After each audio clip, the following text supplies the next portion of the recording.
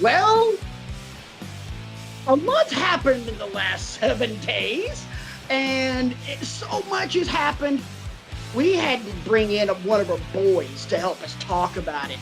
Welcome back to the show that puts the funk in dysfunctional. This is Wrestling with Ego, your ever-loving source of madness, insanity, good conversation, and most importantly, professional wrestling.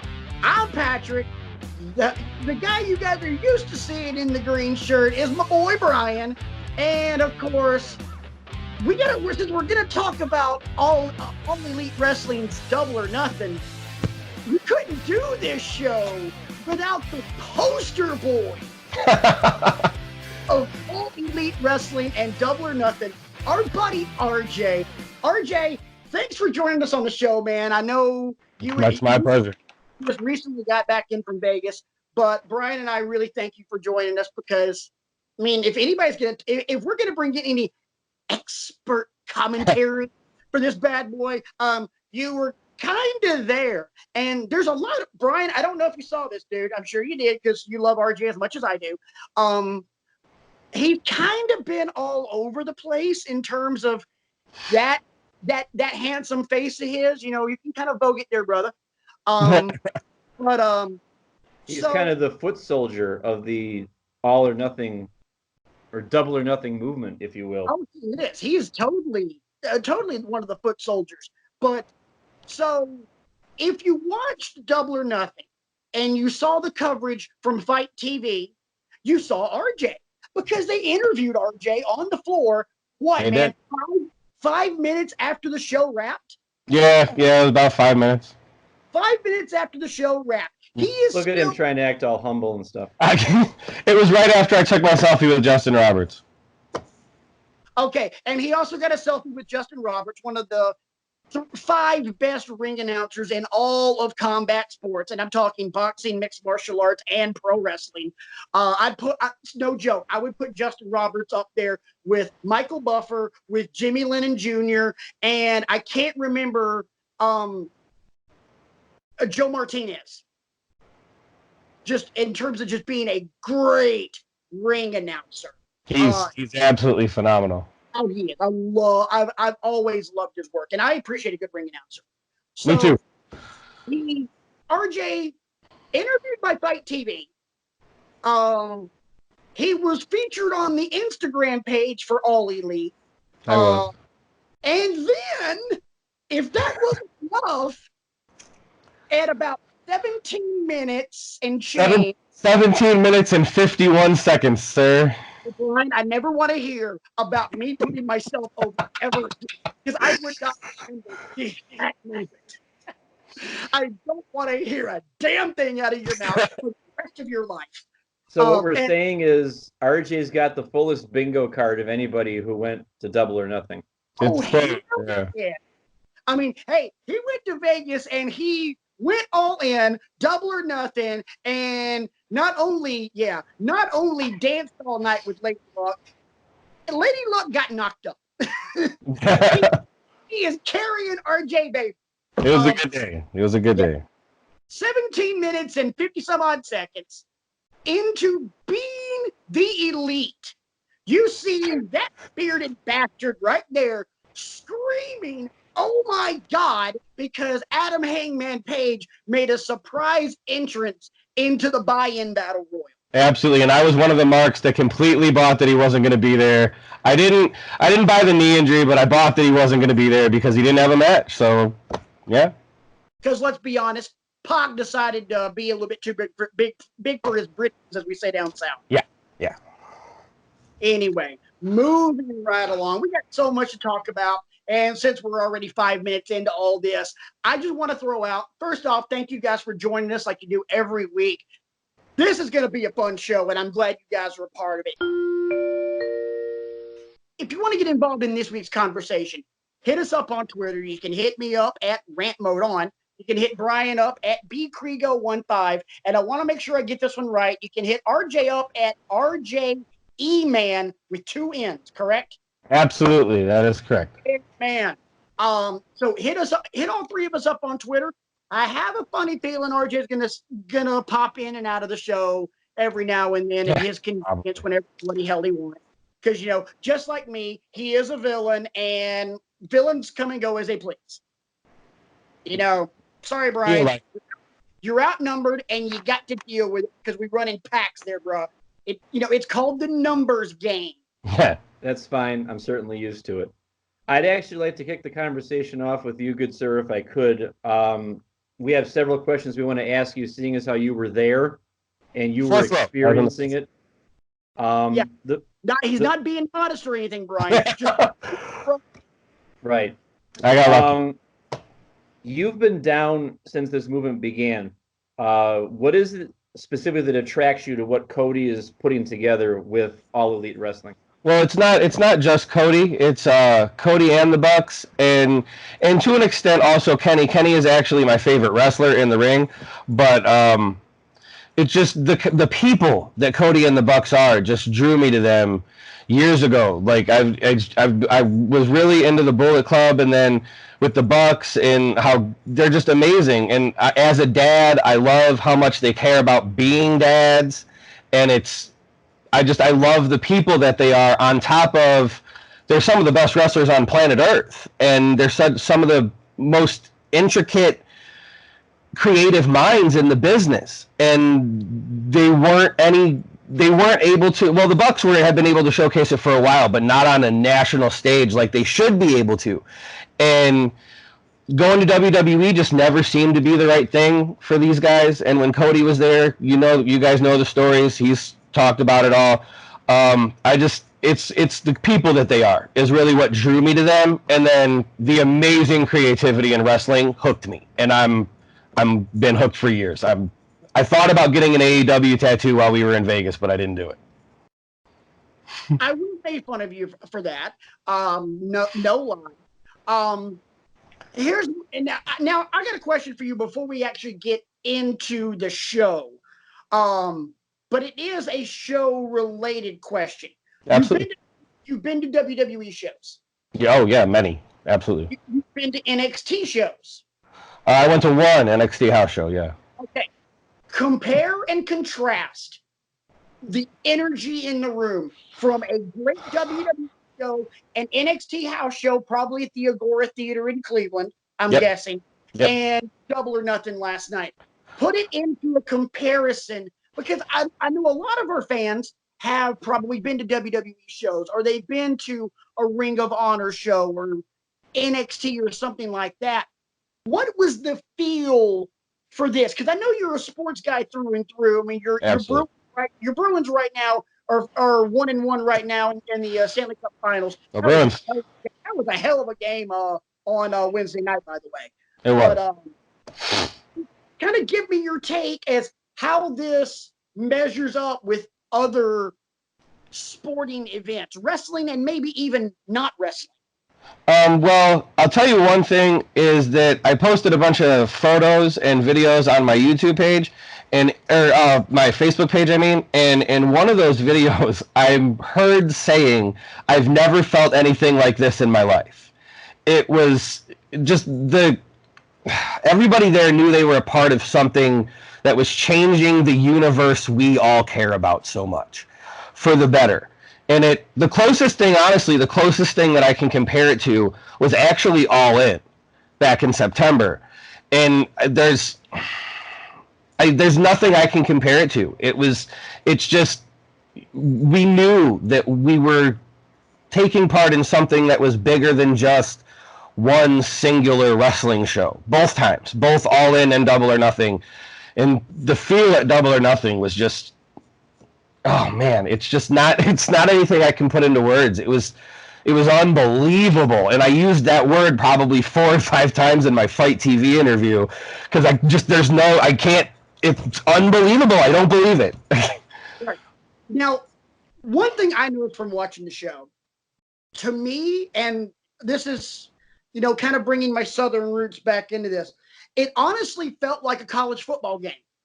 But everybody was for, there was only really one team on the field, and it was AEW, but everybody was immersed. I Brian hates it when I doesn't hate it, but he begrudgingly deals with it when I go down this route. To me, listening to the crowd, it felt like an Iron Bowl. It felt like Auburn and Alabama, where it's just passion. This is what we care about. We're here because this is what we live for. Right. Absolutely. Passion is the word. Passionate. That's how it felt. Passionate. That is a fantastic word. It was just everybody there was just so passionate for everything. And I have to mention, I would argue there were two teams, AEW and MJF. Yeah.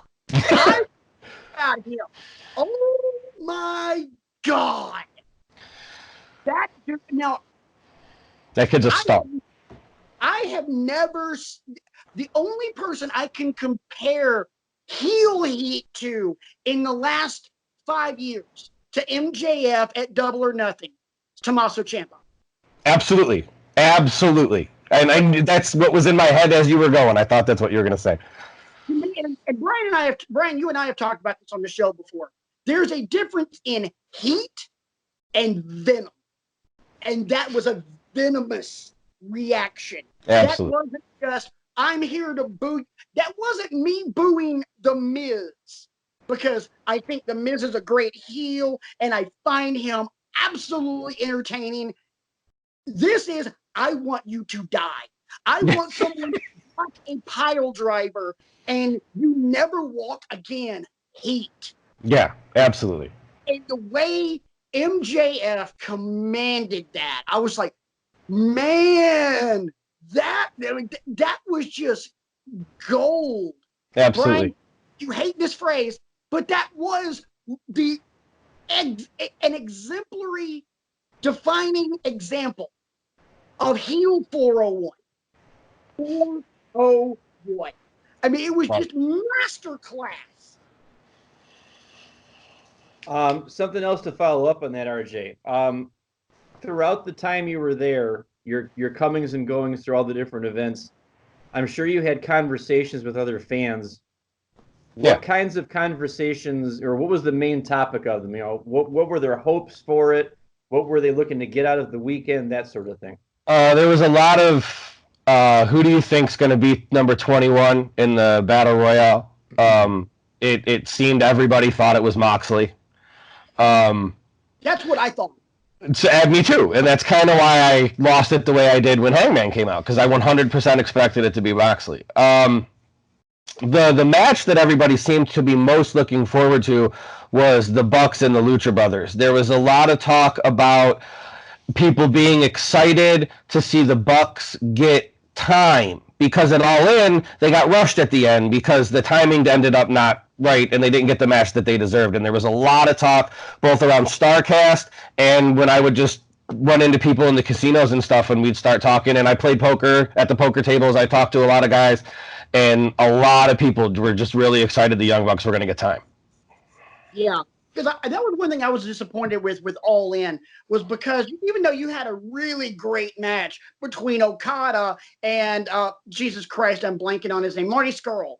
That was a great match, but it took away from the Bucks and the Bucks and Ibushi versus Ray and whoever. Bandito, yeah. I find it funny that two of those guys are now in WWE. Right. But yeah.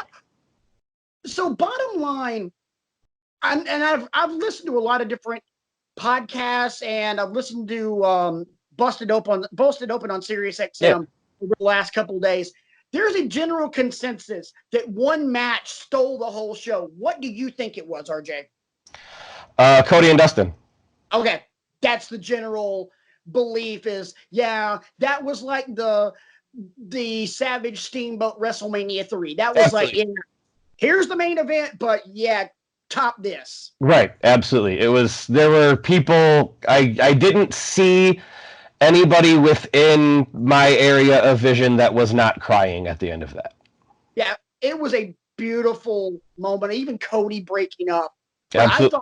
I thought the emotion carried from beginning to end, because the way I looked at it, and me growing up again in the South, my wrestling, the youth of my wrestling experience had Dusty's fingerprints all over it because it was all NWA.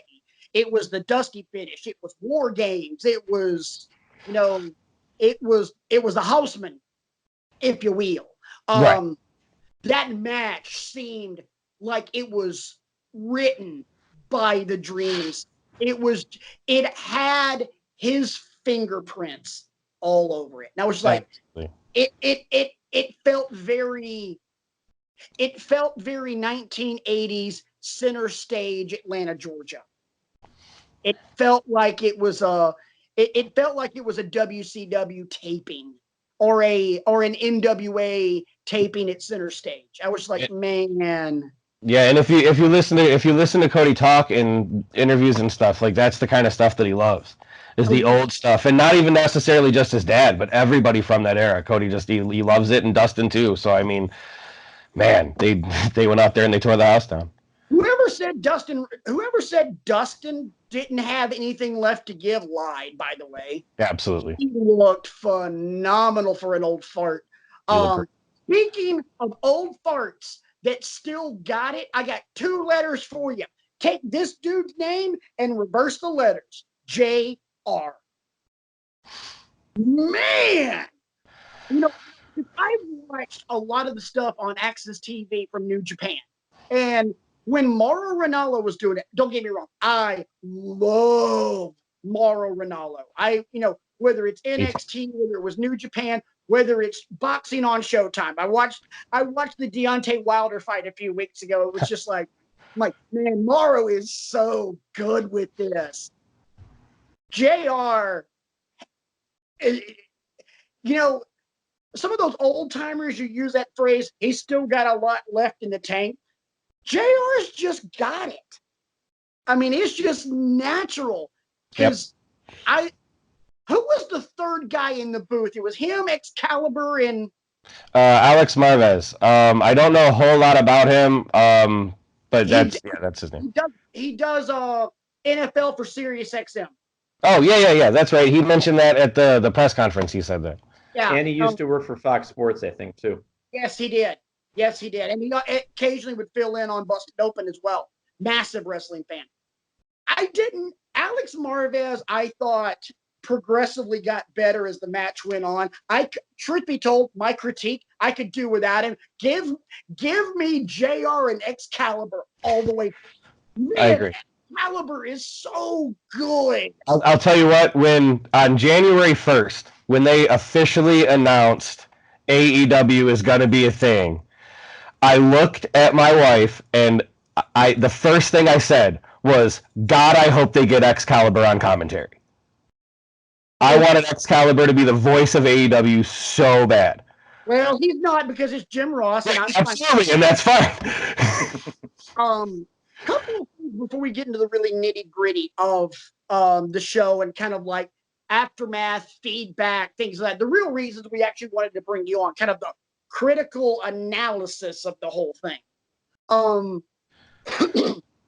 How did you feel about the throne spot where Cody took the sledgehammer to the throne? Your thoughts on it, because a lot of people say hokey, a lot of people say really cool, a lot of people said it's the first shot to start the war, blah blah blah blah blah.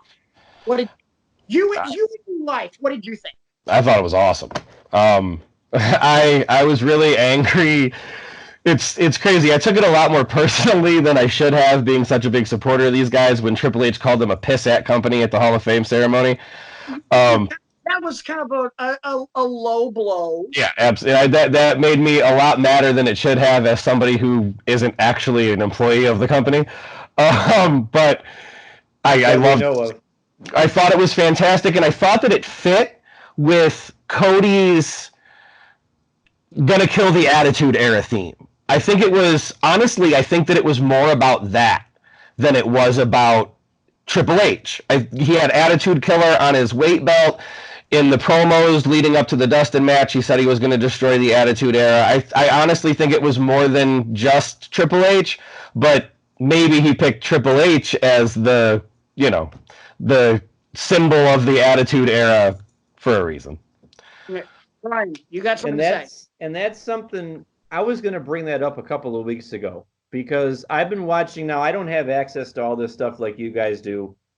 So I watch what I can. I'll watch some clips on YouTube. I'll watch some promotional material. I'll read press releases and things like that. I actually caught the promo that Cody gave. I think it was just him. He was in a darkened office in a black suit with a red tie or something like that.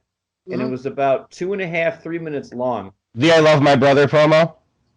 Yeah, I think so. But he spun that into this I'm going to kill the Attitude Era thing. And he took a shot at somebody very near and dear to my heart in that promo. And you would have thought that I would have had a reaction to that. And I did at the time, but then my podcasting brother over there is getting me to kind of realize the long game and see the forest for the trees and things like that, and maybe not be quite so reactionary. I understand why Cody is making these decisions that he's making. I understand why this is such a great thing for the professional wrestling business, because the big elephant in the room appears to be stuck in 1993. Yeah. And we're presenting ourselves here as an alternative to all of that. So I want to say, for the record, I'm on board with everything that's going on. I think Choice is great. I think, all the buzz that's coming out of that was overwhelmingly positive. So, I didn't have a problem with the throne spot either. I thought, okay, I'm presenting myself as an alternative here. The symbolism is very evident to anybody that's paying attention. Yeah. So I thought it was pretty cool. Yeah. My thing on the throne spot, I thought it was a little hokey. I'm like, okay, yeah. Because my big beef has been, and we talked about it on last week's show, or we talked about it on the Lost episode of Wrestling with Ego, the one that didn't make air. Yeah. Yeah, Brian's still a little pissed off at me about that one. Bless you. Thanks. My big beef was there were so many fans that were like RJ, and I'm not saying RJ did this, but had that same gusto about AEW, but it was AEW's going to put WWE out of business. And they're still going on because these same fans are getting pissed because you won't choose one side or the other.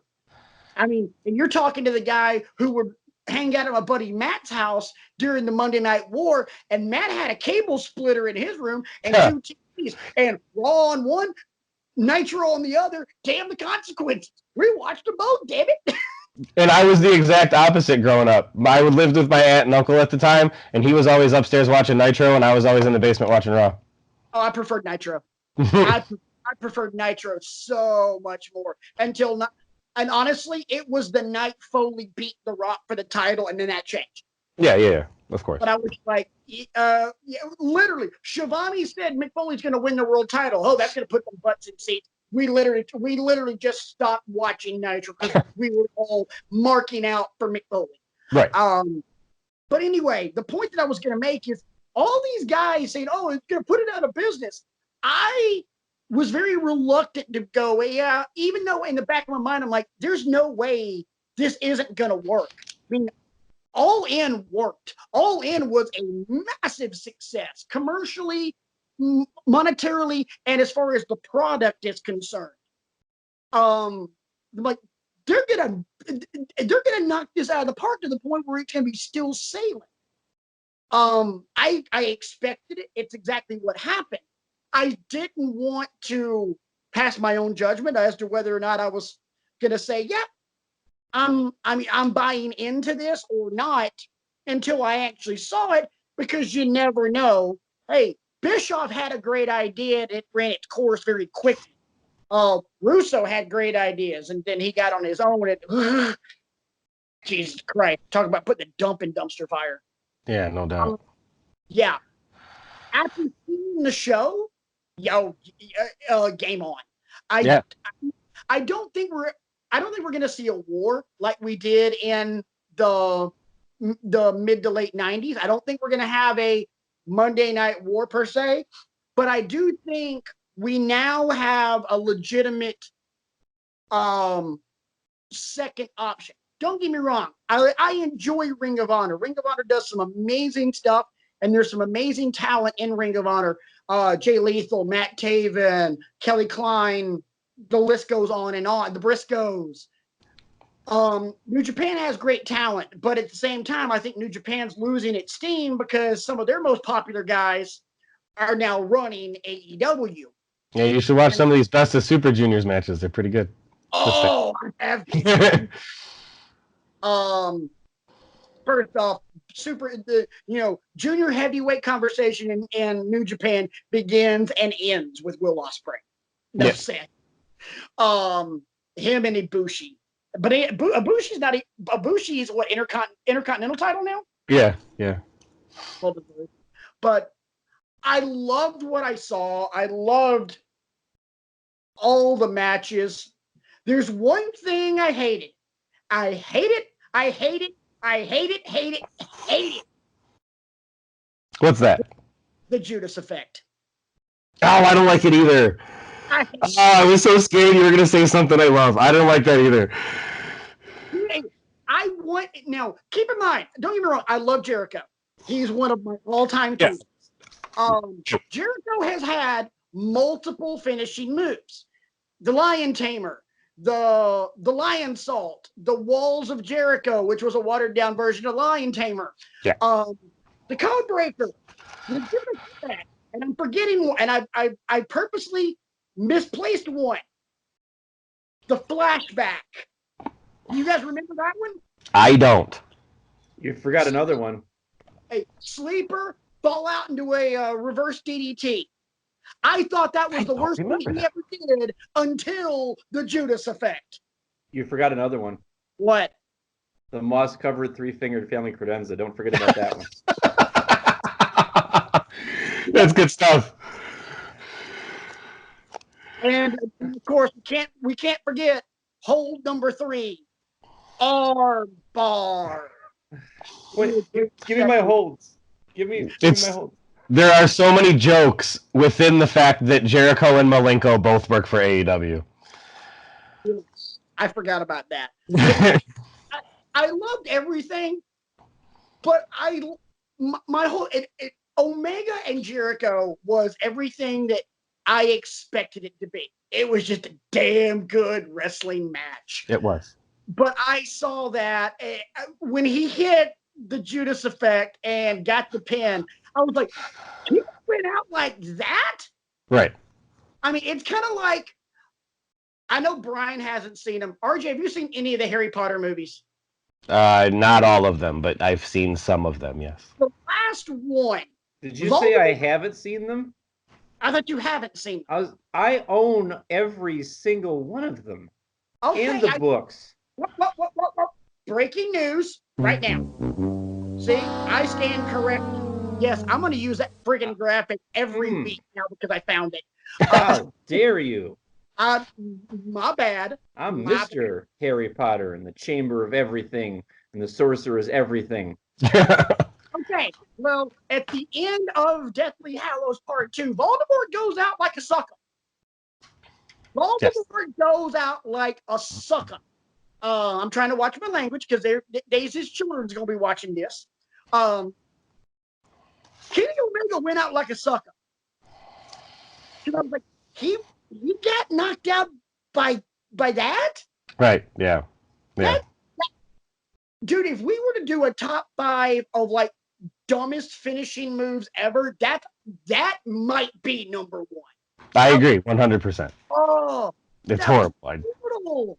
Yeah, awful. And I mean, I'm a huge Kenny fan. Like, I got autograph. I mean, I'm a massive. I went to the show in Kenny Omega Super Kicks shoes. Like, I'm a huge Omega mark. Like, I hated that move beating him. I hated it so much. And leading up to the show, when Jericho put out that video about I have a new finisher, I thought that video was getting released because he was going to go for it and not hit it. And when he went for it, we would know what it was because of the video. And then when he hit it and won, I was like, really? That's the move that won the match? You'll both appreciate this. This is how much I hate it. John Cena's sixth move of doom, the lightning is better than the Judas effect. I don't know. Hey, the lightning fist Jackie Chan thing that Cena does works because it's so freaking ridiculous. Same thing with the people's elbow. It's an elbow drop that's not off the top rope, but because there's so much theatricalness to it, it works. Right. It was a spinning back elbow that was half-assed. Look, if John Jones does that in UFC, Jericho does that, I'm like, oh my god. Yeah, it looked horrible. It wasn't a good one, and not at all. I'm sure he's done it where it looks like it could knock a guy out, but that wasn't the one. Yeah, it was freaking terrible. Let's get into some of the actual event. Instead of just these little snippets. Absolutely. So we now going into Fyter Fest. I love the name of that pay-per-view. Me too. Me too. I'm like, they are digging at Fyter Fest, and that's flipping hysterical. My wife didn't know what Fyter Fest was when Fyter Fest came out, so I showed her all the stuff, and she couldn't stop laughing after that.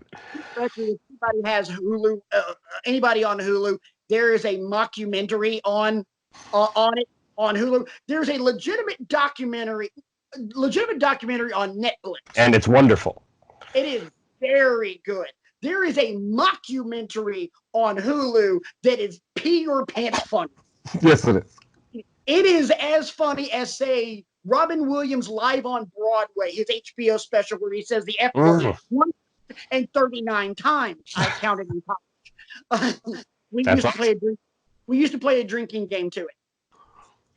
Yeah, that's a fantastic drinking game. No, because somebody could end up in the hospital. Yeah, I guess that's true. Yeah, you take a shot every time he drops an F-bomb. There's 139 of them, RJ, for the love of God. That's a lot of Southern Comfort. Oh, you said the one drink. Oh, God. Southern Comfort made me quit drinking for 4 years after my 21st birthday. Aha! Don't worry, Brian. Brian and I know a Mexican restaurant down the road from Squishy Stardust Studios right here on 666 Pissed Off Avenue that serves some damn fine tequila. Damn fine tequila. So anyway, what was, in your opinion, the reaction in the crowd to the fact that at Fyter Fest, we've now got Hangman Page Jericho for the AEW title? Time out. Before we get to that, Bret Hart bringing out the AEW title. Was it just me, or did that seem like a massive middle finger to WWE? Absolutely, on both AEW's part and Bret Hart's part. Yeah, I don't know. I'd be kind of curious to find out why Bret,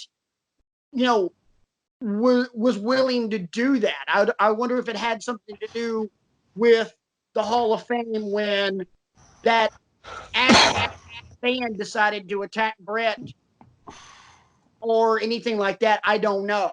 But it was just like, okay, this guy's a two-time Hall of Famer, and now he's pimping out the AEW World Title, which is gorgeous. I mean, you can see behind me. I'm a belt collector. I own that one. It's the most beautiful belt I've ever seen. It's gorgeous. Not counting that one. What's your favorite championship belt ever? IWGP Heavyweight Championship. Okay. Cool. I'm old school. I got to go with the big gold belt. That's what I figured you were going to say, being from Alabama. Oh yeah. Absolutely. Hey, I got to go with the big gold belt, man. My boy Sting won that one. Yeah, right. My boy Sting won that one. So, but what was the general reaction in the crowd, especially after Double or Nothing was over, that it's now Hangman and Jericho for the title? I can only speak for myself when it comes to that, and John Moxley didn't give me a whole lot of time to think about it. I didn't. I mean, it's when he first pinned Kenny. There was a splurge of, oh well, it's going to be Hangman and Jericho. That's going to be awesome. But then Jericho started asking for a thank you again, and then Moxley didn't give anybody any time to react to anything except Moxley. Everybody with a pulse. Yeah. Oh man. Well, let's go into that. I heard it. If in anybody that's seen the clips, I know Brian's seen it. The clip of when Moxley, people realize he's coming down the stairs, coming through the crowd. JR has his amazing go, hey, what the hell? Which was just awesome as hell. When he hits the ring, how loud was that place? Because it didn't seem loud as a son of a gun on TV. It was the second biggest pop that I've ever been a part of. Humble brag, I was a part of the Hardy Boys pop at WrestleMania 33. Okay, so that was number one. No, I don't know that anything will ever top that. If there was a roof on that building, I feel like it literally would have collapsed. Second is John Moxley for sure. Okay. And it was explosive. And I got to put my wife over a little bit. As soon as the Jericho Omega match ended, she ran to the bathroom because she had to go since before the match started. She came back, couldn't get into our aisle, so she stood at the end of our aisle. And you can see it on the broadcast as John Moxley is making his way to the ring. The last person he passes before he jumps over the wall and he brushes up against her is my wife. Oh, Mrs. E got the brush up with Mox. Absolutely, and I told her, I said, you owe me a huge thank you for telling you to wait till the end of the match to go to the bathroom. Man, talk about having a golden horseshoe up y'all's asses. No, God, it was. I'm not kidding when I say best weekend of my life. It just kept getting better, and I mean, it all happened in Las Vegas, where we were for 4 days. Like it was unbelievable. Yeah. Running into people Thursday night. There was the jam session at StarCast. Jericho showed up. The Bucks showed up. SCU was there because Kaz's band was what was doing the jam session. The Bucks' parents were there. I took a picture with the Godfather. I got to tell him about when I was 6 years old, and he came out as Papa Shango and made me hide under my chair. And he put his hand on my shoulder and said, I love hearing stories like that, and thanked me. And that was, I could have gone home after that, and that was the first day we were there. That is awesome. I've always heard that Charles Wright, the Godfather, Papa Shango, the Kama Mustafa, whatever you want to call him. I've always heard he was one of like the coolest dudes. Nicest guy ever. He was there to party and drink like everybody else was, and yet he still stood there for 45 minutes taking pictures with every single person that asked him. It was awesome. Oh, gotta love, man, I love that. Okay, so Brian and I like to do this, and I know from our softball conversations, our conversations at Church League softball stuff that we've done, we've booked stuff in the dugout. So, all right, we're back in the dugout. RJ, where are you taking this? Because Fyter Fest is what, next month? Fyter Fest is June 29th or 26th. I think it's June 29th. I'm pretty sure it's June 29th. Where are you taking this? Oh man, there's so many different places they could go. I mean, I feel like for Fyter Fest, they're not going to do a whole lot of story. I feel like they will get more into that at Fight for the Fallen and All Out. But I can tell you that one thing that I'm unbelievably excited about is John Moxley versus Joey Janela is at Fyter Fest, and that match is going to be off the rails. Out. They're doing Janela and and I'll tell you what, the storyline to the match that they did that AEW put online is absolutely phenomenal for these two guys. They're in the locker room and Janela pulls a cigarette out of his pack and he lights up a cigarette and Moxley just takes it from him and starts smoking it and then just flicks it and walks out. And so now they're having a match because Joey Janela's pissed he stole a cigarette. Which is so Joey Janela. Yeah, but at the same time, that's just good old school Right. stuff. It's right. It's phenomenal. It's great. It's great. I'm super excited for the Cody Dustin Rhodes versus Bucks is at Fyter Fest too. That's going to be phenomenal. I don't know where you can go with Kenny or Jericho. I mean, I don't know if you do Jericho Hangman there. I don't know if you wait on that. I don't know what you can do with Kenny because Moxley has a match with Janela, so I don't know. Oh, you leave truth be told, I honestly think you could leave Kenny off the show. Probably could. Mox and Janela have just an absolute just brawl. God, it's going to be a banger. You obviously have to put Moxley over in this. And Right. then Kenny, Kenny gets his. Just like Mox got his after Double or Nothing. At the end of that match at Fyter Fest, Kenny evens the score. That'd be phenomenal. You can start building that up with, okay, you got me, now I'm gonna get you, and you can just continue escalating that little by little by little until you went all out. Is supposed to be what? When is that kind of slated for? August 31st. Right. You can play that up to them, man. And Fight for the Fallen is in July. That's the one that benefits the victims of gun violence. Right. And they're doing that. I know they're doing that in Jacksonville. Are they doing that at the football stadium, or are they going to do that in an arena? I'm actually not sure. It might be at the football stadium now that you mention it. I'm not 100% positive. Arena owns that. Right, yeah. Man, there's so many things to talk about because it was just such a good show, but it was a great show without a storyline to it. Right. It was kind of an introduction to, hey, this is what you're going to get with us. Let's have some fun. Yeah, and I mean, even the Battle Royal had a bunch of spots that show you kind of what AEW is going to be, like where Joey Janela got the cigarettes. Jimmy Havoc stapled the cigarette to his forehead, like, and Orange Cassidy coming out and doing just the weak kicks to Tommy Dreamer, and then the big weak super kick. Like, it's entertaining stuff. Like, it's going to be entertaining. And there was a lot of setup of long term stuff too. And I long term booking. It's a thing.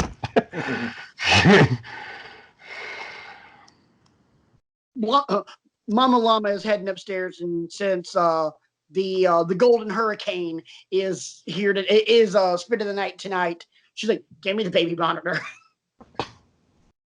Because, we're both sound sleepers, and when that kid decides that she's about to wet the bed, yeah, we still use a baby monitor for a darn good reason, boys and girls.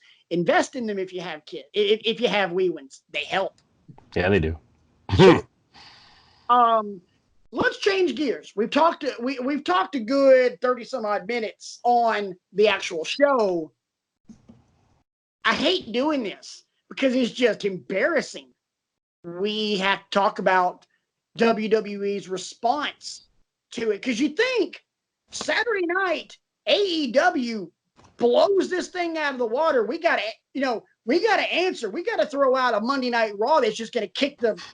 All right, here's my one for the night. Kicks the shit out of everything. Well, it was shit, all right. Yeah, no doubt, absolutely. This is me looking at my watch, waiting for WWE's response to Double or Nothing. Yeah, we're still waiting. Here's my thing. From what I read, this was the worst rated Raw.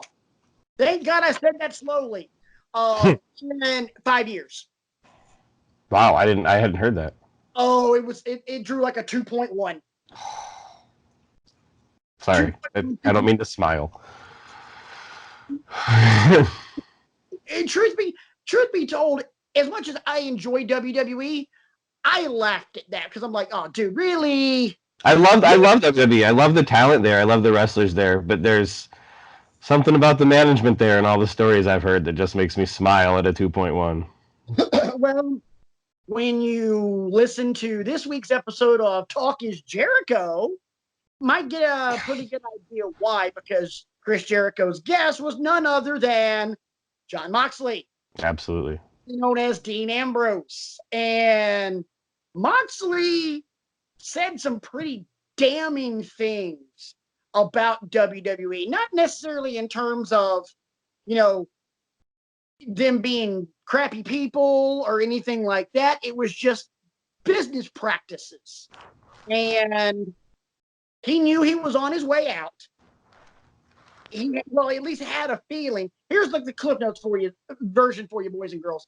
He had a feeling he was on his way out in 2018, midway through 2018. He was excited to come back from his injury, but he wasn't excited to go back to WWE. Then Roman got sick. And he wasn't happy about any of it. Not necessarily Roman getting sick. Roman's his friend and he loves him. And he made it very clear that Joe Anoa'i is his boy. But the fact that they wanted him to turn on Seth that night and then do that promo about bashing Roman because he was weak and bashing Seth because he was weak. He's like, it made me, it was disgusting. And then they wanted me to do it again, and I pretty much just yelled in Vince's face.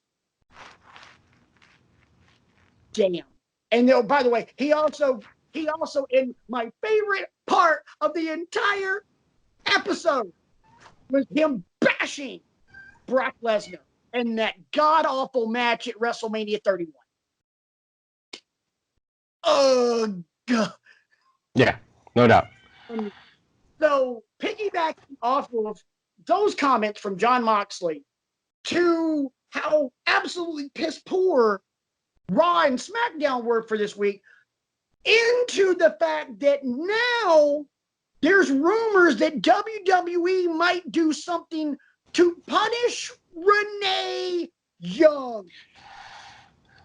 Of course there's rumors of that. I mean, I know, but I'm just like, okay, how asinine is this? Because now it seems like all of the nonsensical storylines that WCW did that cost them everything, WWE is doing the exact same thing.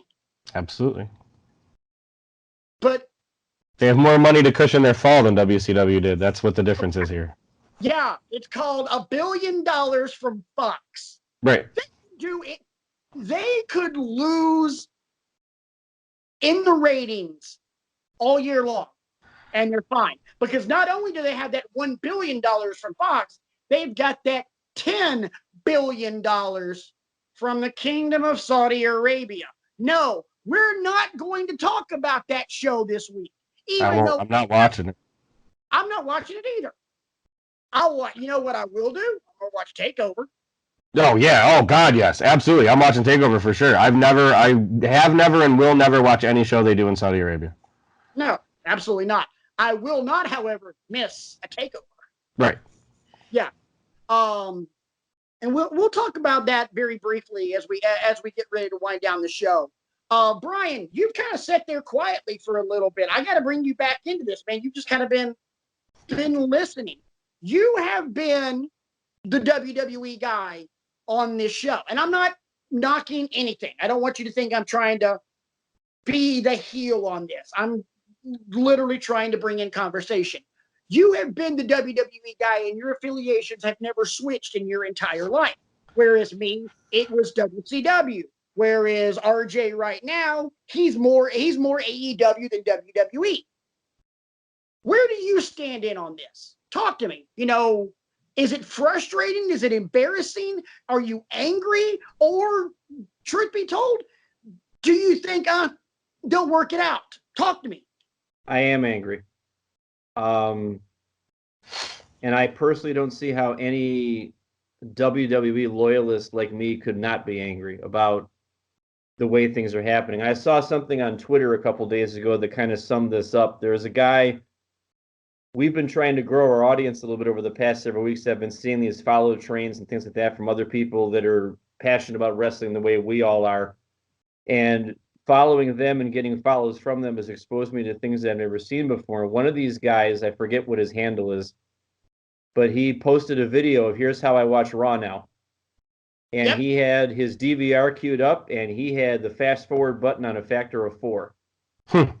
And it's going, 30 minutes, 45 minutes, an hour. And then he stopped on something that he thought was interesting, watched it for like 30 seconds, fast forwarded it again. Sadly, gentlemen, that's the way I find myself watching Raw now too, because a lot of times I'll DVR because we're out and about doing things on a Monday night. I'll put it on, after the Lovebird turns in for the night, and I'm, staying up watching it. If there's a wrestler involved that I like, I'll watch it. If there's a wrestler out there cutting a promo, I'll watch it. But lately, it's been, I'd say, about 2 years consistently now of just skits and ill-conceived promos and pandering commentary and matches with 19 commercial breaks shoehorned into them because we got to get our sponsors in there and stuff like that. And it's just not compelling. If it's not an NXT match, if it's not, a big 4 pay-per-view like WrestleMania, Royal Rumble, SummerSlam, et cetera, it just doesn't hold my attention. And I don't know if it's just their air of superiority, where, like you said before, we've got all this money to cushion our falls so we can afford to be lazy and disingenuous and all this other stuff. But I feel like this is my Monday Night Wars because I wasn't watching wrestling until the very, very late 90s. And even then it was only SmackDown because I didn't have cable as a child. So I only saw all that happen through backstory and documentaries and, talking with other. Yeah.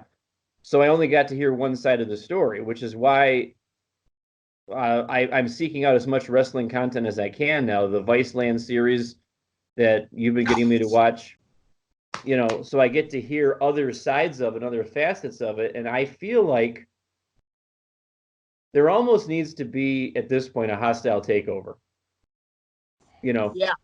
Triple H Absolutely. and Stephanie and anybody else who's got, some storytelling chops need to just go into Vince's office and say, you're done. And we're not kidding. This is not a storyline. This is not a work. This is not an angle. You are literally done. And I don't know if they've had those conversations yet or not, but those conversations need to happen because I personally, you want to know my feeling about this? I am sick and tired of my guys and my girls on Raw and SmackDown and even the call-ups from NXT getting squandered because all they are is an assembler of talent and they put them in. It's like when I collected baseball cards as a kid and I put them in the den, I put them up on a shelf. And as long as I have them, as long as they're mine, that's all I care about. But you've got Finn Balor and Samoa Joe and Bayley and Charlotte and Becky Lynch and Ali and all these people. I could go on, and you're wasting them. Rival. Yeah. Shinsuke Nakamura. Yeah. Thank you. And you're wasting them at the expense of the same tired tropes from the 80s and 90s. You're bringing back Goldberg and you're bringing back The Undertaker and you're bringing back Brock Lesnar. And I have respect for these gentlemen for their legacies and for their accomplishments and all that, but it is 2019. And the time for a 60-year-old person to wrestle has come and gone. I'm sorry. I know what I like and I'm not seeing what I like. I'm with you. RJ, go. I agree. One of the things that Moxley said on the podcast today was that as his contract was running out, Vince called him and asked him to sign for a couple of more months to continue to do the European tour. And he said what he wanted to do was to tell him, why don't you call Dave? Why don't you call Hunter? Why don't you call one of these guys that's not us? Like one of these guys that you actually want to pay attention to. Like, we don't want to do you favors anymore. Why don't you call the 60-year-old guys and the 50-year-old guys? Because that's all you care about. And it's a lot of that. Oh yeah, it is. Don't get me wrong. I've never shied away from being an Undertaker mark.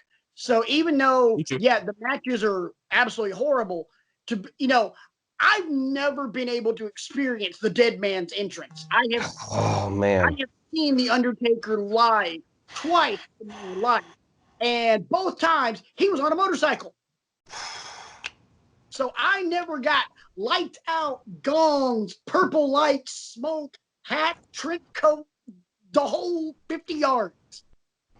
So I'm always, to me, there's always a bit of nostalgia in The Undertaker. There's a little bit of, this is what is right with wrestling, feeling with The Undertaker. But Undertaker and Goldberg in Saudi Arabia, to hell with that. I mean, that's just like, dude, that is Sting and Jeff Hardy at whatever TNA pay-per-view that was, where Hardy was blitzed out of his mind. Yeah. Ain't nobody got time for that. I mean, the bottom line, gentlemen, I'll sum it up with this. WWE's got a problem on their hands. Yeah. You know, and I said this last week on the show when we were talking about AEW. I would characterize every move that Cody and the Bucks and the brain trust that's associated with AEW, every move they've made has been smart. Very.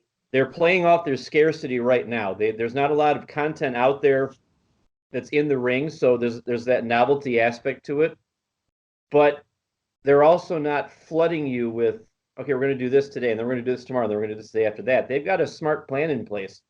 We're going to present ourselves as an alternative to it. And the buzz is going to keep building, because I can feel it from listening to RJ talk about all those people in the audience in Vegas and around Vegas for that weekend and how pumped up and passionate they were. This is going to become, sooner rather than later, a real problem for the folks in Stamford, Connecticut to have to deal with. Absolutely. And I fear that they don't have a good response in their back pocket for it. No, at least the 80-year-old in charge doesn't.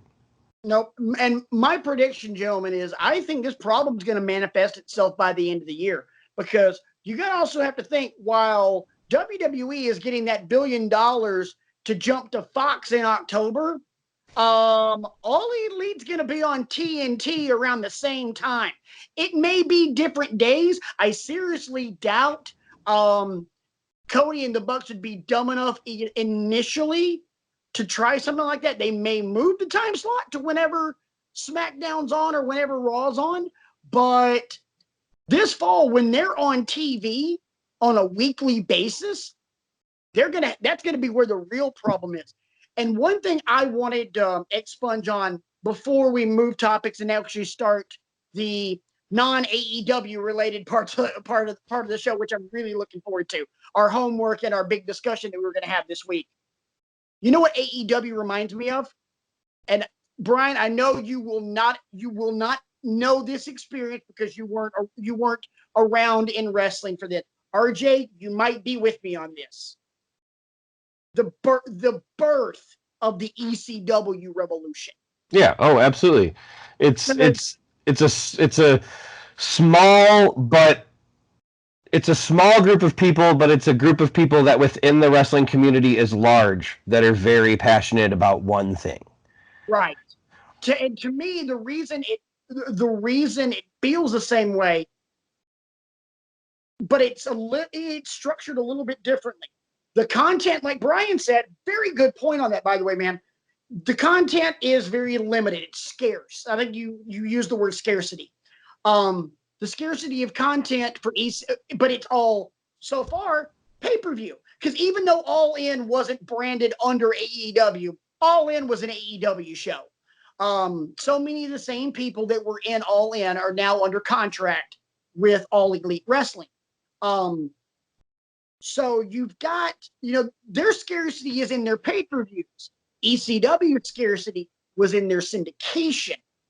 And then they got national TV and then pay-per-view.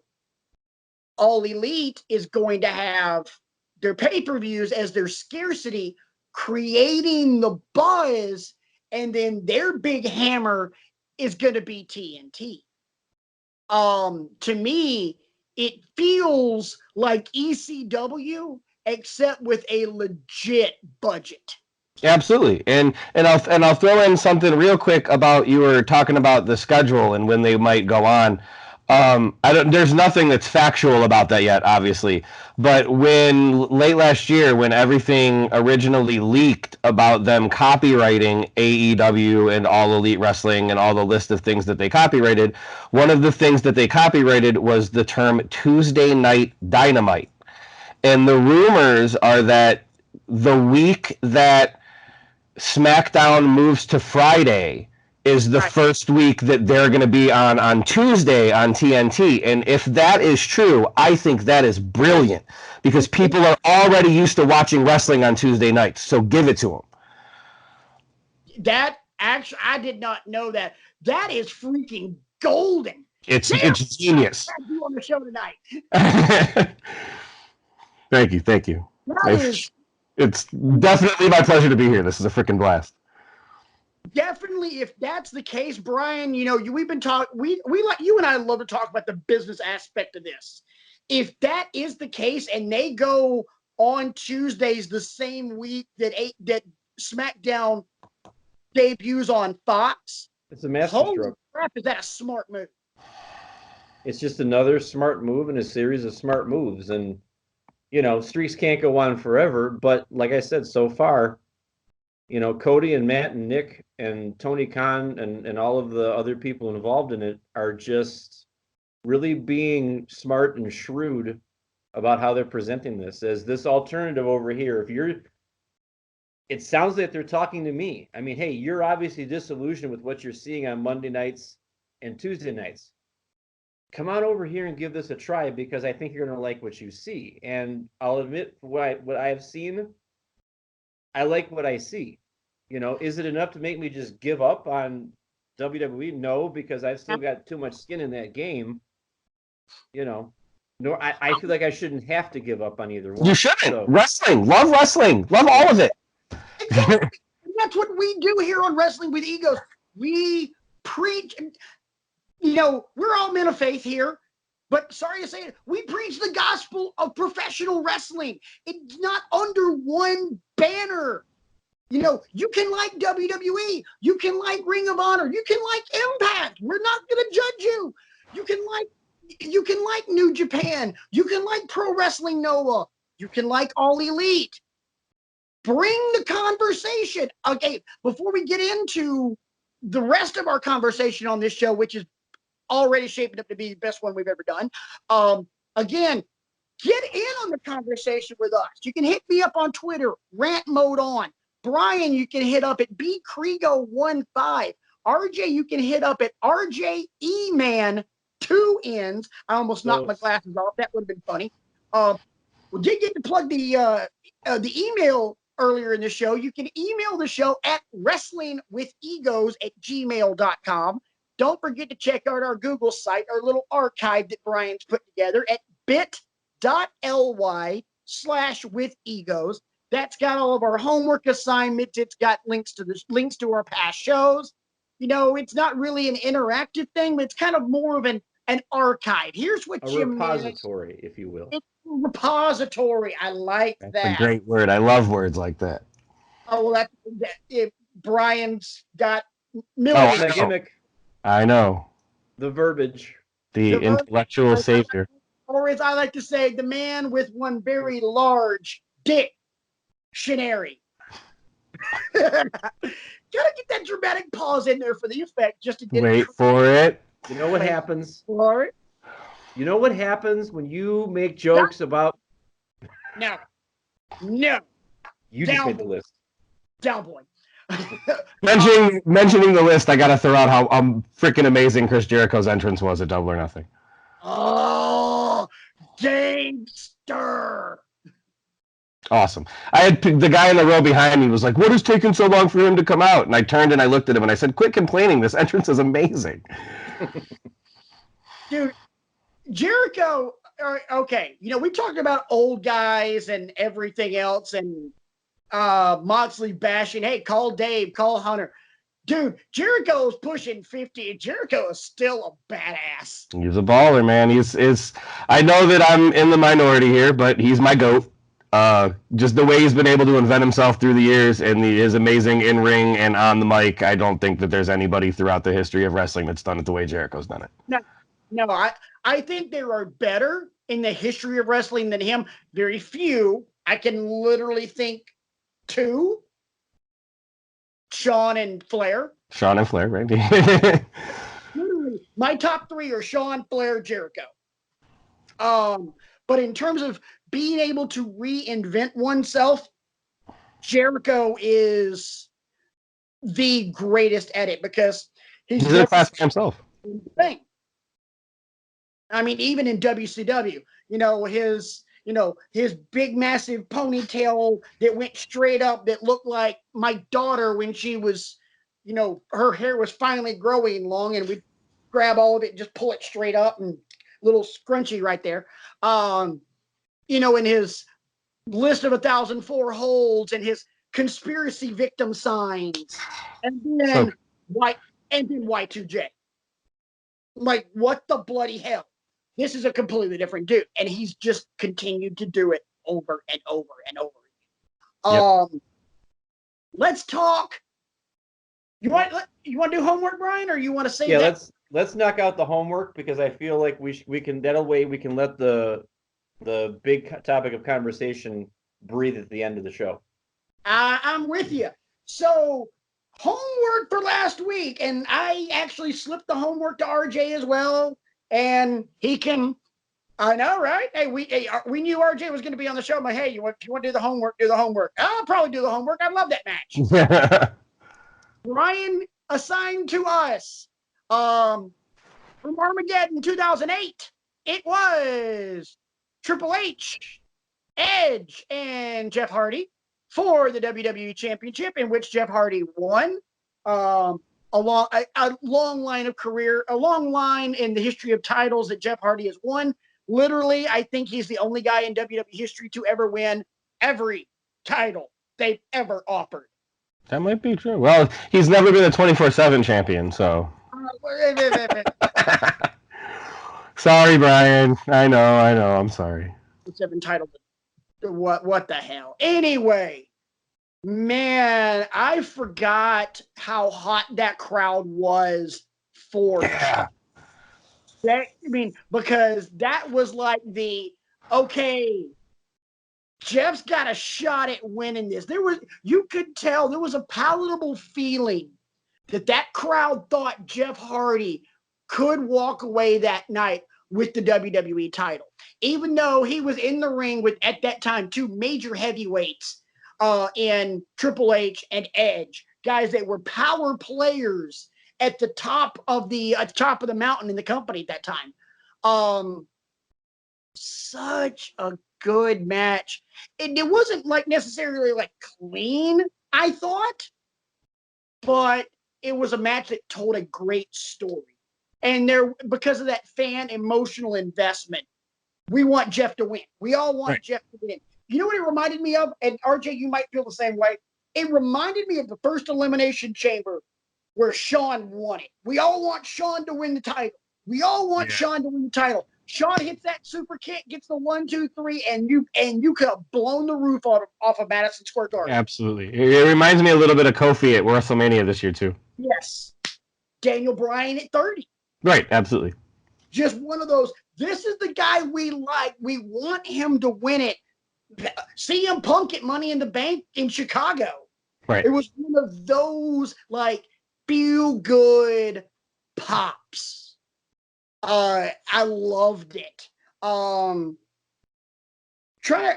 watched it earlier in the week, and I've had such a crazy weekend that I kind of forgot some of the points that I was going to make.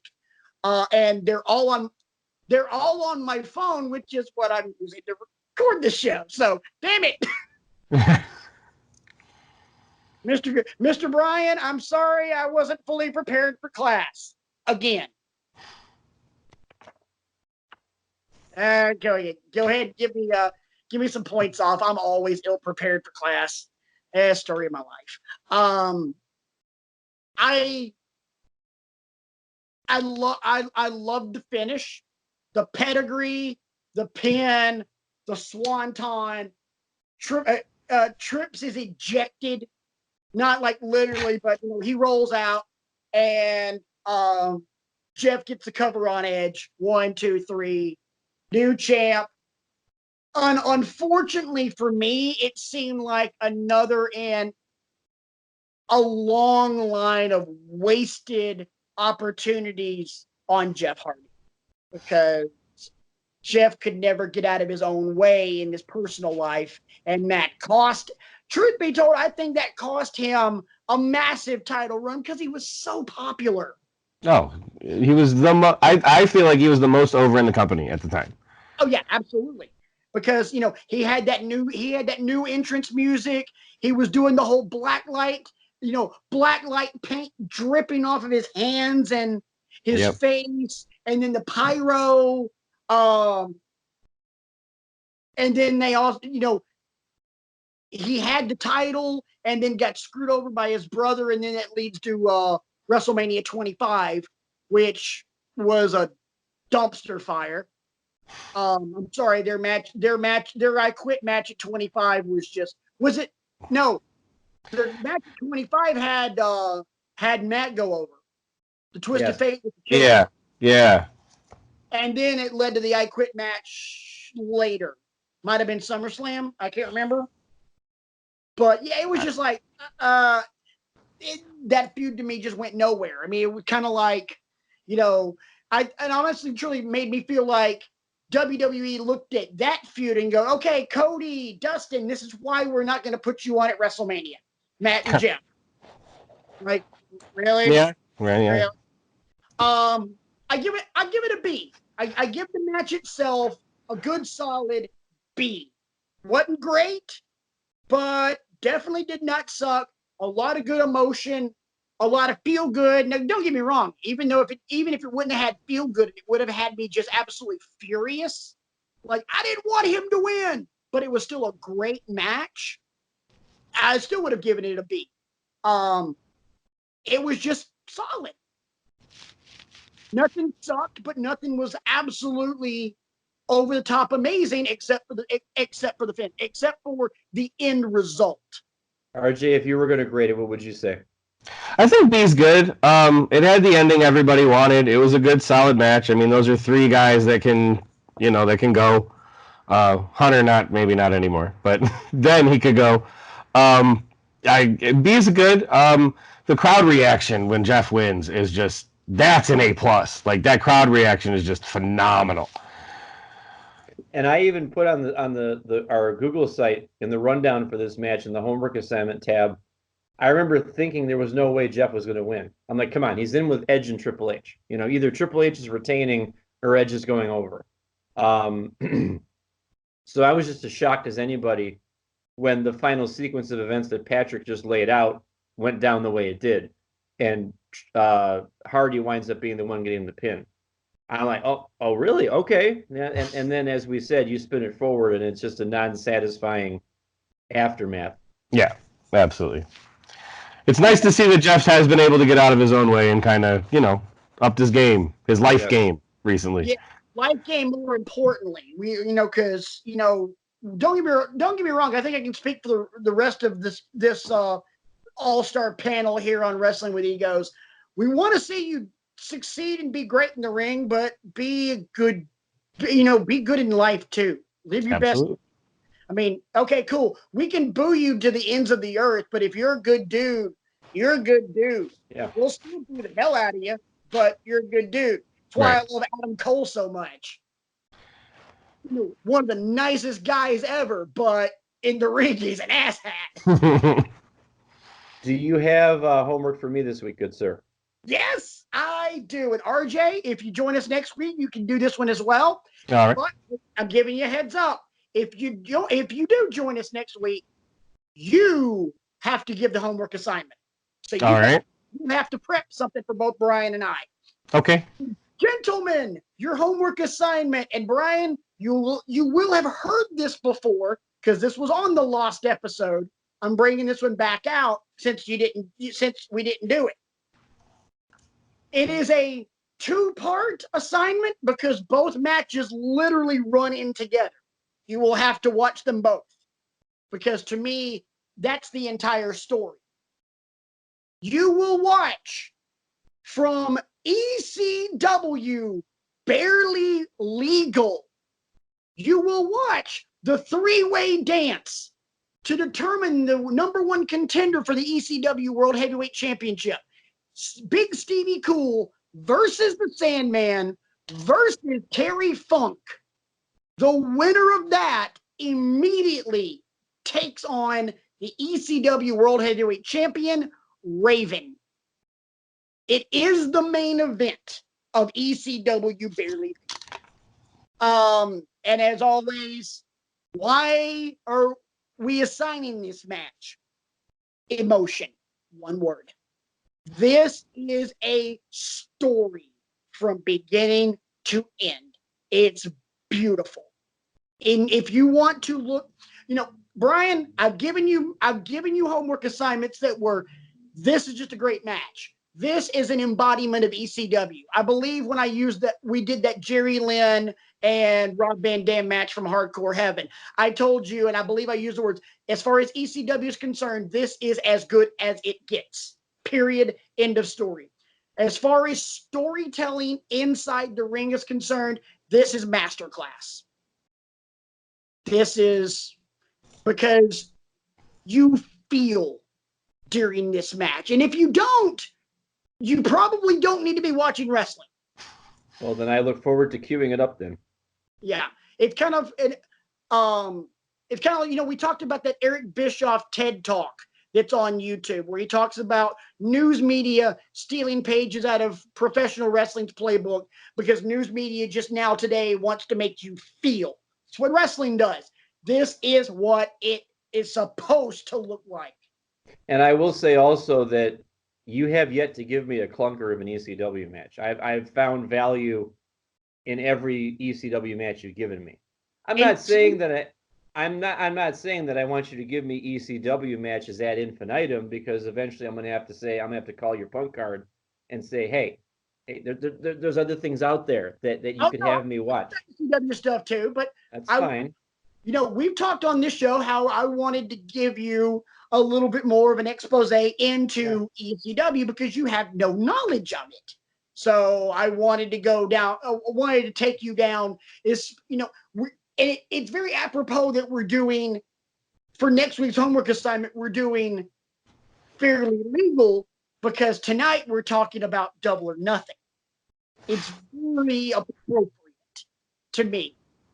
So, which leads us into our conversation piece for the remainder of the night. Just kind of consider this three dudes at a bar, just having a few drinks and just shooting the bull on a topic. Bartender, right here. Yeah. So I got a question for you guys, and obviously, Brian, we talked about this last week and kind of previewed it. So we'll get into it this week. Who are some wrestlers over the course of time since we've been watching that never won the world title? And I say the world title because we could be talking about NWA, WCW, ECW, WWE, whatever. Someone that was deserving of winning the title in whatever federation, but never did. And I will start it off with one example. And before we did the show, I mentioned two. I'm only going to use one of them for now, and I'll save the other one for when either one of you bring it up, because I know you will. Vader. Big Van Vader. Arguably the greatest big man, the greatest super heavyweight in the history of the business. 3-time IWGP heavyweight champion. I think I've got the number right. 3-time WCW champion with a just A+ Dave Meltzer 700-star feud with Sting. I mean, amazing talent. Goes to WWE and literally never wins a stinking belt. Why do you think that is? And that's a question I'm going to be asking a lot during this, because, again, I don't pretend to know how Vince's brain works or how Bruce Pritchard's brain worked or however Vince Russo, anybody who was making the booking decisions Why do you think Vader never had a run with the belt? Too nice of a guy. All the stories you hear is that Big Leon was just the nicest guy in the world. Okay. I honestly think that WCW looked at him as, this guy is an athlete. This guy is, holy crap. And they pushed that. Leon, because he's Big Van Vader. Vader got hindered because of who Leon White is, in my opinion. I'm gonna adjust the air conditioner. You guys have some thoughts.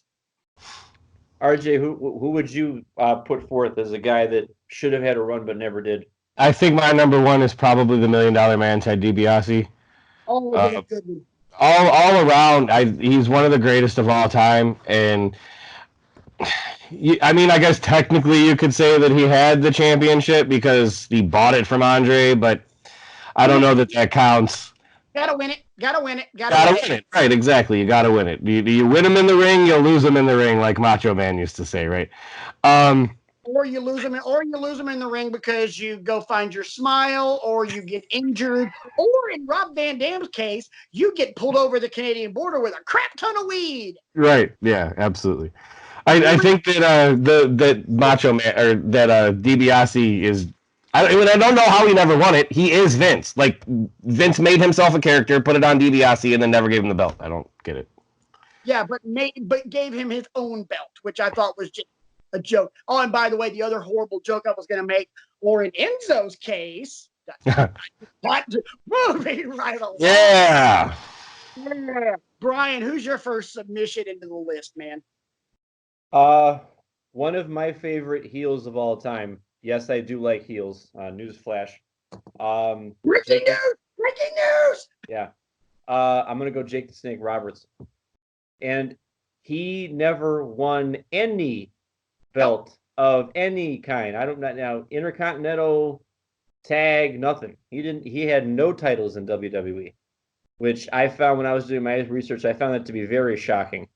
And the Lovebird, even when we were talking about what are you going to talk about tonight, and she asked me to read my list off, she's like, seriously, Jake never won a belt? I'm like, nope, never won a belt. But Jake's a guy that I don't think ever needed to win a belt because he was so over as a psychologist and as, that silent but deadly.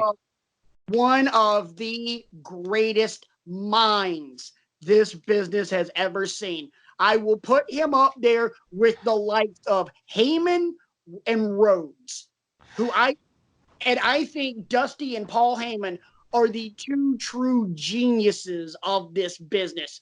And Jake Roberts was just as good.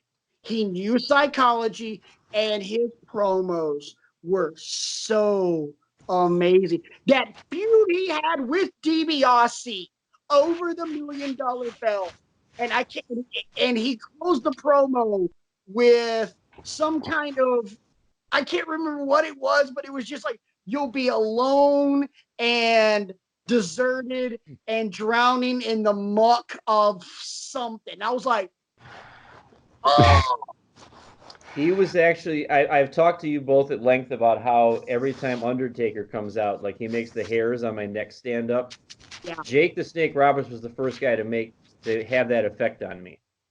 As a child, getting into it in the in the mid '80s, the Hogan era, and then Jake the Snake would come out, and I'd be like, "There's something about this dude, I don't know what it is. I can't put my finger on it because I'm only 9, but he makes me scared." And I guess that's the point.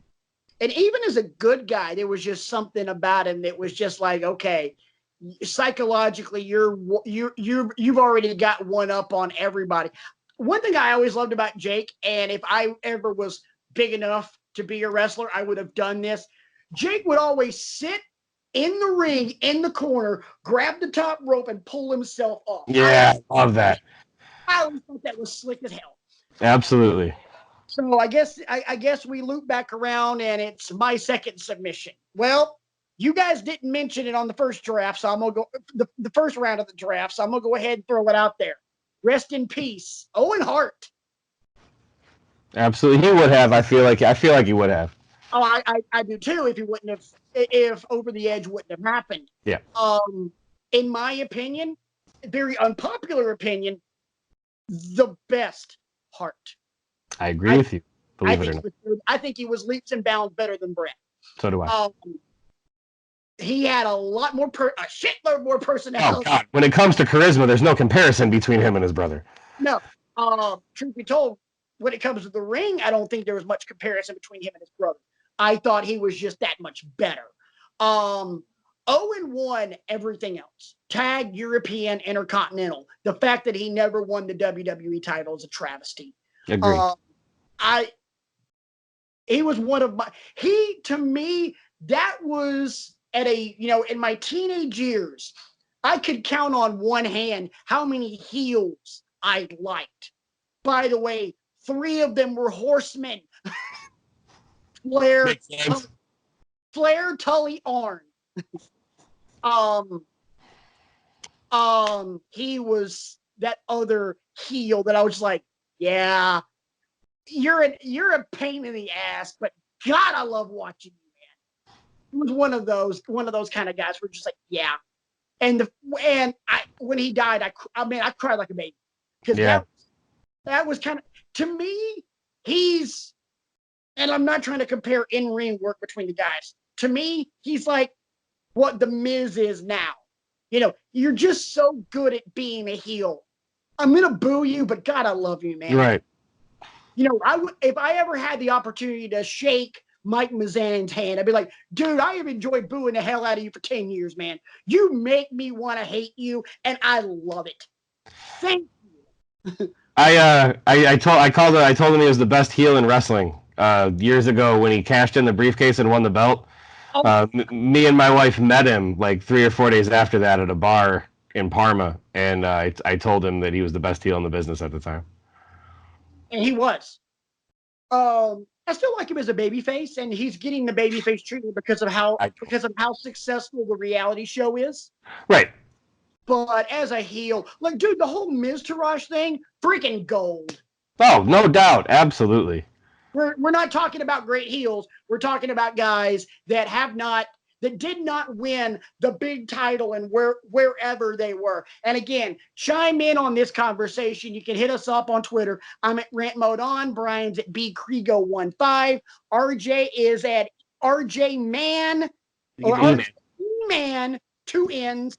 And email for the show, wrestlingwithegos@gmail.com. RJ, anybody else you want to throw out there? Well, first I would like to mention that I think it's a travesty that Prince Devitt never won the IWGP Heavyweight Championship. He was a junior champion, but he was never the heavyweight champion. But the one I'm actually going to go with is Ravishing Rick Rude.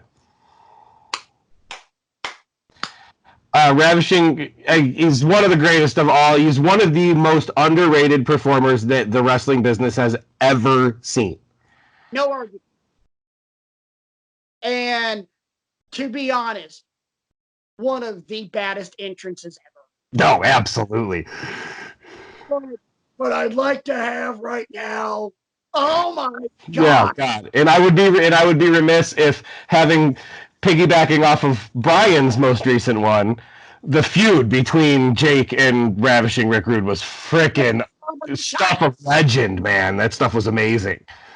Oh my God, it was so good. When he put his wife on his tights, oh man. God, I loved that so much. I was a kid and I thought that was cool. I was like, what a jerk. Right, absolutely. Like, what kind of a horrible, translated to 40-year-old Patrick, what kind of a horrible asshole do you have to be to do that? You're right. Oh my God, Rick Rude. Can I be honest? Rick Rude, WCW, Dangerous Alliance, 10 times better than WWF Rick Rude. We would have to get into that conversation. I don't know that I necessarily agree, but I'm not going to fight you too hard. Yeah. Dangerous Alliance Rick Rude with Paul E as the manager. Oh God, done. I'm like, I'm a Paul Heyman guy too, so I hear you. that's like double dastardly. I mean, good Lord. Brian. My next one is Roddy Piper. Never won the big one. Personally, if he would have done it, I would have loved to have seen him do it as a heel as opposed to a face. Right. No, absolutely. As a heel, oh my God, what an ass. Just so antagonistic. He was never really an ass about anything. He was just that. Fly in the ointment. Yeah. Mm-hmm. He's the wet fart in church. There's you an analogy. I mean, he just turned, fly in the ointment, wet fart in church, turd the punch bowl, whatever you want to call it. That was him. He was just annoying and grating and insulting, and it was awesome. I'll agree with you on that, and I would have loved to have seen him take the title off Hogan. Yeah. Oh God. Man, that would have been a hell of a thing. There's not much I can say to go on that one, so I think I'll loop it back around. And I'm going to stay in the Hart Foundation. Bulldog. No, I was never a Bulldog fan. I don't know why. I never got into him ever. I don't know why. I just never did. Bulldog had a good personality, hell of a look, and was just, for a big dude, was good. He'd be a lot lower on my list than everybody else I've mentioned, but I liked him better when he was the tag, with the Gentlemen, may I rewind because I thought of a different one. Okay. In his WWF career, Steamboat. Yeah, that's a great one. I mean, he is responsible for one of the greatest matches in the history of this business. Him and Flair. And he won the Intercontinental title. Once. To me, that was a waste of talent. Now, he wasn't in WWF for very long, though. Yeah, he was. Or was he? Yeah. He was there at least WrestleMania 3, 4, 5. Okay. That is enough time to have a run with something. Oh, yeah. To be part of your plans. Right. And then when he realized it was going nowhere real fast, he went back to the NWA, went back to Crockett, and then had that series of matches with Flair, because the minute he came back, he was the number one contender. Right. Because they knew they had some. So I'm going to go Steamboat. Instead of Bulldog, I'll go Steamboat. RJ, anybody else? I'll go a little. Until we run out of guys. I'll go a little. I'll go with a current one, and it will probably change in the near future, I would imagine. But I can't believe that Drew McIntyre's never been WWF champion yet. Like WWE, I guess he was never in the F, but WWE. I thought he was phenomenal. Even when he was the chosen one, Drew McIntyre, I thought he was better than most people did. I will agree that he, as chosen one, he was better than he was given credit for. Drew McIntyre now. Brian's heard it a million times. I am in love with current Drew McIntyre. Me too. Number one, you can do, as a heel, keep McIntyre as he is, just this vicious, ruthless monster that's just carving up everybody. As a good guy, he looks like $1 million. He is just a damn good looking dude. And you can run with that. He's a good-looking dude that is awesome in the ring. That's a license to print money. Right, absolutely. I mean, kind of like MJF is a heel right now. License to print money.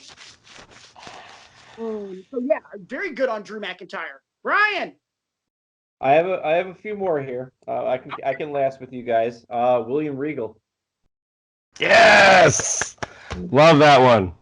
See, I love Regal. I have loved everything about Regal. I have gotten to meet him a couple of times. Their stories are true. He is absolutely a wonderful human being. I don't know if I would have ever made him world champ. And I get that. I know that with Regal there were some issues going on. I know in like the mid to late '90s when he was first there, there he got fired a couple of times and stuff like that. And there's been personal things that and whatnot. But when I look at what he's doing now, or what he's still doing with NXT, even though Hunter is, very much in charge, and Sean a lot more now too. A mind almost unparalleled in the business. A lot more in the psychological bent, along the lines of Roddy Piper and Jake the Snake Roberts and things like that. Imagining, even if it was a brief run, like a 3 or 4 month run with the belt, what he could have done with it. Yeah. I got one, and I just lost it, son of a gun. RJ, go, and then come back to me. I don't have one. The only one I have is really somebody who didn't get a long enough run with the belt, and I think that's Kane. I don't think Kane ever got. He did get it, but I don't think he ever got a long enough run with it. I don't think so. I just remembered mine. I want to spit mine out. We'll talk about Kane in a minute. I want to spit mine out before I forget it. Razor Ramon. Yeah, hell yeah. Scott Hall, at the height of his run in WWE, was the most over guy there was. He was over. Check out my ride, man. He was oozing machismo, as he would tell you. Man. But yeah, so good. I thought he was amazing. Yeah, he benefited from working with some absolutely stellar guys. Kane, I also agree with you because he cashed in on Ray at Money in the Bank, and his title run didn't last very long. I was kind of disappointing that it didn't. But the promos he was cutting at that time were great. I liked everything about it. So yeah, I mean, the fact that he didn't have an elongated run as champion, I think they could have done wonders with him as a heel champion. But again, as we've talked about on this show plenty of times, in WWE, it's the heel that chases the face champion and not the way around, which I still to this day say that's stupid. It's completely backwards. I agree. Which is why in AEW, Jericho needs to be the first champ because Jericho's the heel. I agree. Brian, you got anybody else you want to throw out? I'm torn between two of them because I went deep on this. I'm gonna go Jesse the Body Ventura. Ooh. Now he was a bit before my time because again, mid '80s when I was coming in, starting to watch this stuff, he was already commentating. Right. And doing a fine job of it, if I do say so myself. But, his time in the ring, I felt like he could have had a decent run with the belt. Oh yeah. But he was there at the time. I think he was San Martino's era, right? Or the tail end of it. He was Graham's era. Okay, Superstar Billy Graham. Okay. He was in there with Superstar. Okay. But yeah, Ventura was, and honestly, Ventura could have gotten a title run, but he wasn't going to because he was the second best heel that Vince had. The best heel being Superstar Billy Graham. So yeah, I think he totally deserved it, and I think he should have gotten one. I got one more on my list, and it's a big one. And truth be told, I think it's the biggest one of them all because the man never won a title. Andre.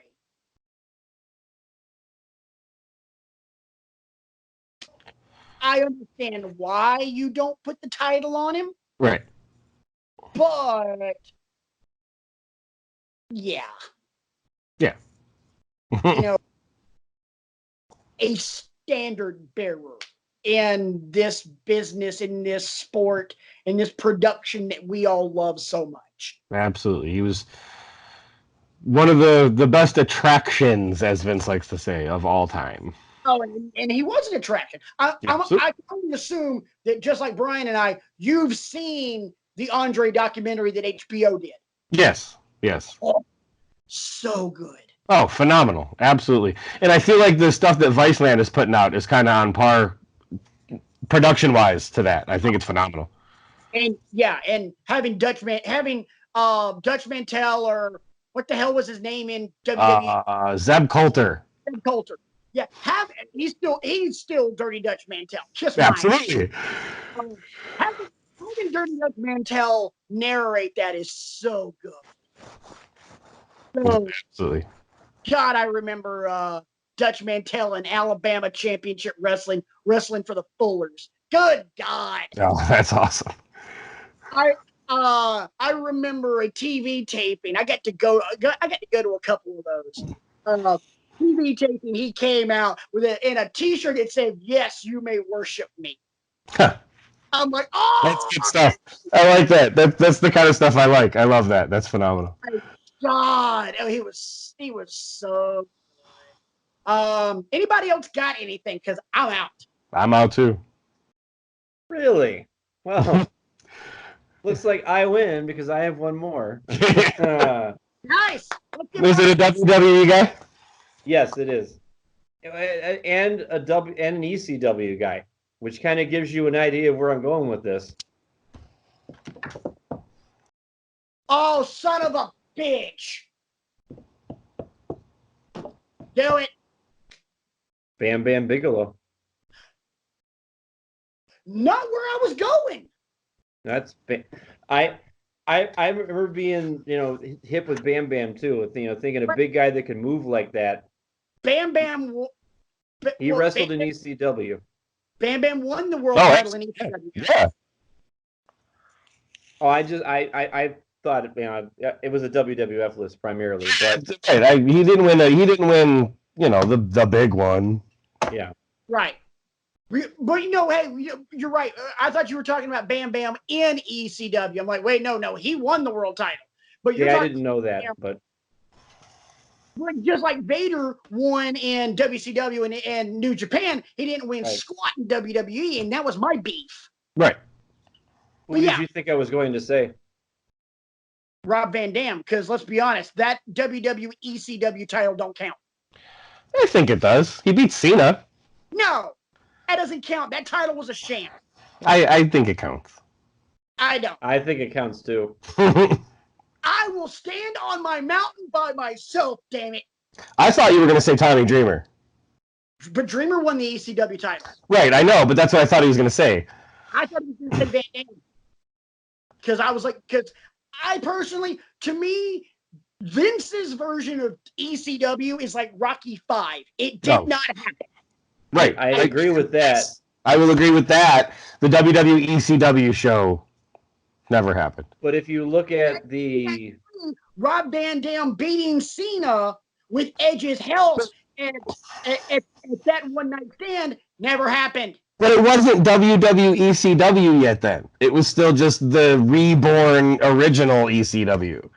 It wasn't the WWE ECW as we came to know it, the television show that had that stupid zombie.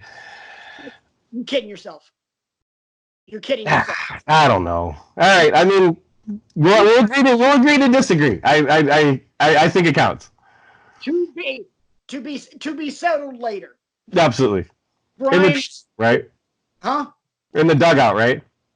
In the dugout, or better yet, on this show, and Brian's refereeing. Yeah, that'd be fun. Make sure you wear a black and white shirt that day, Bubba. All right, fine. We'll schedule that one for a later date. Anybody got any ideas for because I like this whole conversation thing. I like this. You guys got any ideas for next week? Well, put me on the spot. Yeah, right. What I do on this show. You had mentioned, actually, we should bring something back from the Lost Show. What? Finishing moves. Oh, No.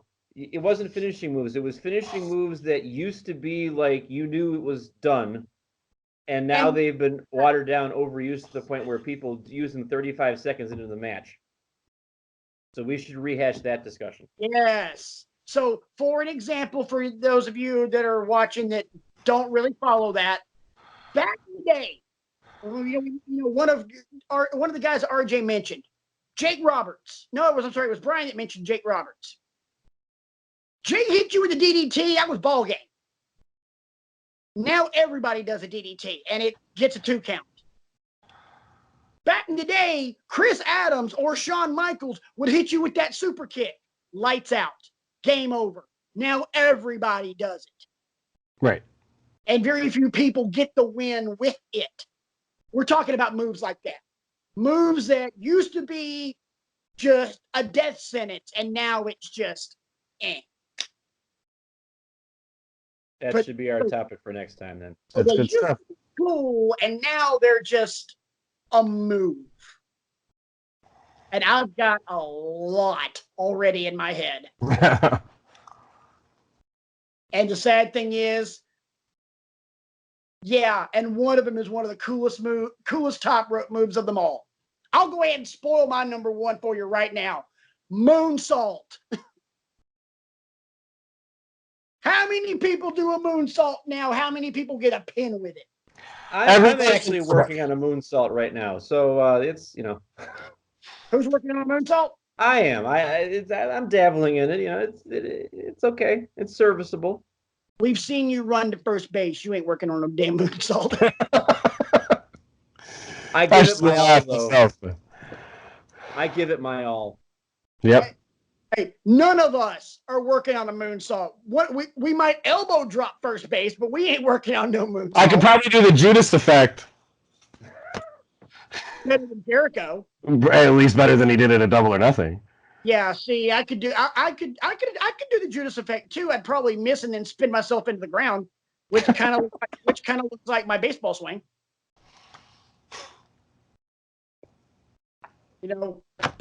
Ball's right in front of me. I'm already way out here. Somehow I still managed to make contact with a metal bat instead of it sounding like ping, it sounds like ping. Damn, it was a good show. Yeah, it was fun. Lots of fun, man. So next week we're gonna, truth be told, God only knows what the content's gonna be because Raw's probably gonna suck again. Let's be honest. So we'll probably lambaste that and mourn the fact that we don't have any really good wrestling content, and we may just all of a sudden just decide to kick it old school. Just watch Double or Nothing again. That is really good wrestling content. Yes, very much. I would like to take this opportunity to throw out, while I'm mentioning Double or Nothing, I'm actually going to start, I want to hit in the ground floor on this. I'm going to start a podcast that is AEW centric. I'm going to call it Forever All In. I loved All In. I am forever all in. That feeling will be with me forever. I'm going to launch it next week. You can find it on Twitter at Forever All In. It's search Forever All In on YouTube. Search it on Facebook. I have pages. I don't have any content yet, but it's coming. AEW, baby. And you know what? As long as you're working with us on this show and helping us improve our content, we will let you plug the hell out of it. And I appreciate it. I don't know about the big man in the green shirt man, but my services are always available. Absolutely, and it will be asked for. Believe that. Well, believe that, right? You can. No, we're not going.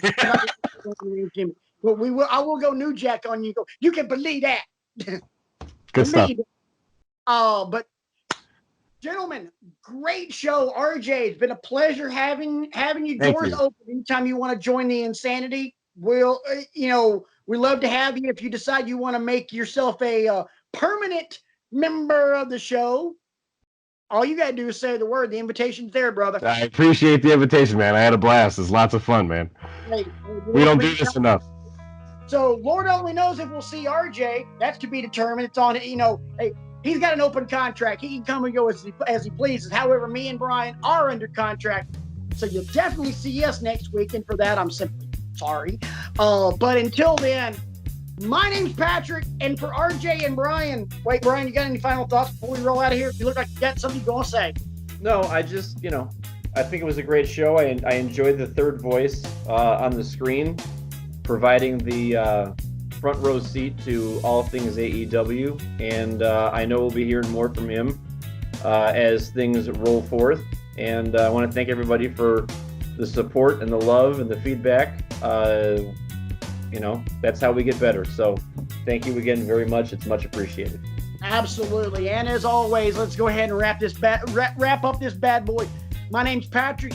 You can hit me up on Twitter at RantModeOn. You can hit up Brian at bkrego15. And RJ, you can hit up at RJEman with 2 N's.